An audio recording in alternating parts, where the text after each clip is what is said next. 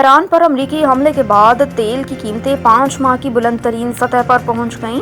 پیر کی صبح burnt crowd futures کی قیمت $1.92 اضافے کے ساتھ $78.93 فی بیرل تک جا پہنچی، جبکہ امریکی ویسٹ ٹیکساس انٹرمیڈیٹ WTI خام تیل $1.89 اضافے کے ساتھ $75.73 فی بیرل پر پہنچ گیا۔ سیشن کے آغاز میں دونوں کانٹیکٹس بالترتیب $81.40 اور $78.40 کی فی بیرل کی سطح کو چھو کر 5 ماہ کی بلند ترین سطح پر جا پہنچے تھے، تاہم کچھ وقت بعد ان میں معمولی کمی آئی۔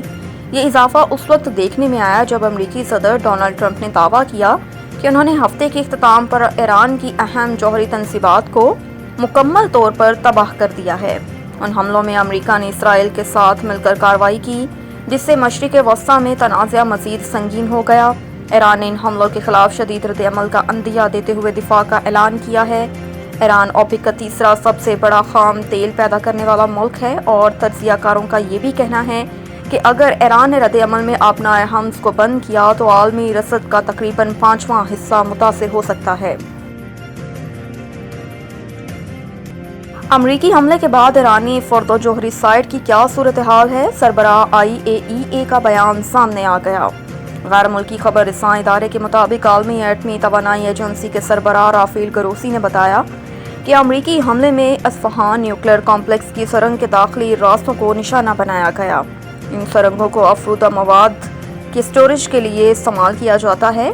IAEA کے سربراہ کا کہنا تھا کہ امریکی حملوں میں نتنز میں فیول افزودگی پلانٹ کو دوبارہ نشانہ بنایا گیا، جبکہ حملے کے بعد ایران کی فردو جوہری سائٹ پر بڑے بڑے گڑھے دیکھے گئے ہیں۔ یاد رہے کہ اس سے قبل ایرانی عہدیدار نے دعویٰ کیا تھا کہ تینوں مقامات پر آف سائٹ طاقتوری کی سطح میں اضافہ نہیں ہوا۔ امریکی حملے میں جوہری تنصیبات کے بیرونی حصوں کو نقصان پہنچا۔ ایرانی عہدیدار کے مطابق امریکی حملے سے پہلے تینوں جوہری تنصیبات کو خالی کرایا گیا تھا۔ نشانہ بنائے گئے سائٹس میں کوئی مواد نہیں تھا جو تابکاری کا باعث بنے۔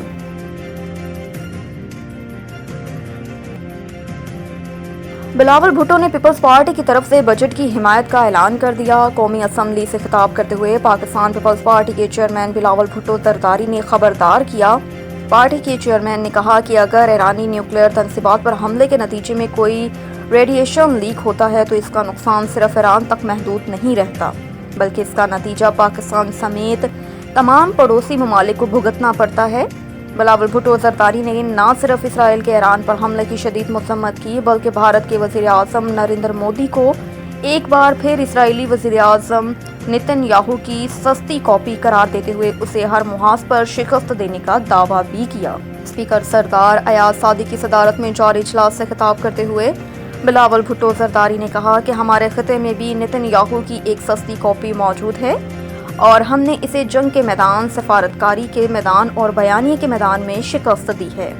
ان کا مزید کہنا تھا کہ وزیر اعظم اور صدر نے ہمیں ذمہ داری دی، ہم نے پاکستان کا موقف اور بیانیہ دنیا بھر میں پیش کیا۔ بلاول بھٹو نے کہا کہ جہاں جہاں ہم پہنچے وہاں سستی کاپی کے نمائندے بھی پہنچے، مگر دنیا نے امن کا پیغام سنا اور پاکستان کے موقف کو سراہا۔ اور آرمڈ فورسز کے سول سروس میں بغیر امتحان شامل ہونے پر وفاقی حکومت سے جواب طلب۔ سپریم کورٹ نے آرمڈ فورسز کے سول سروس میں بغیر امتحان شامل ہونے پر وفاقی حکومت سے جواب طلب کر لیا۔ جسٹس امین الدین خان کی سربراہی میں 5 رکنی آئینی بینچ نے سماعت کی۔ عدالت نے سول سروس رولز 1956 کے سیکشن 3 پر وفاقی حکومت کو نوٹس جاری کر دیا۔ درخواست گزار وکیل علی عظیم افریدی کا کہنا تھا کہ سول شخص کو CSS کے پہلے تحریری اور پھر انٹرویو پاس کرنا ہوتا ہے، جبکہ آرمڈ فورسز کو CSS کلیئر کرنے کے لیے صرف انٹرویو دینا پڑتا ہے۔ جسٹس علی باقر نجفی نے استفسار کیا کہ آرمڈ فورسز کے افسران کے سول سروس میں آنے سے آپ کے کون سے حقوق متاثر ہوتے ہیں؟ وکیل نے کہا کہ FPS کلیئر کرنے کے باوجود بھی CSS کرنے والوں کو تحریری امتحان کلیئر کرنا پڑتا ہے۔ عدالت نے نوٹس جاری کرتے ہوئے سماعت 3 ہفتوں کے لیے ملتوی کر دی۔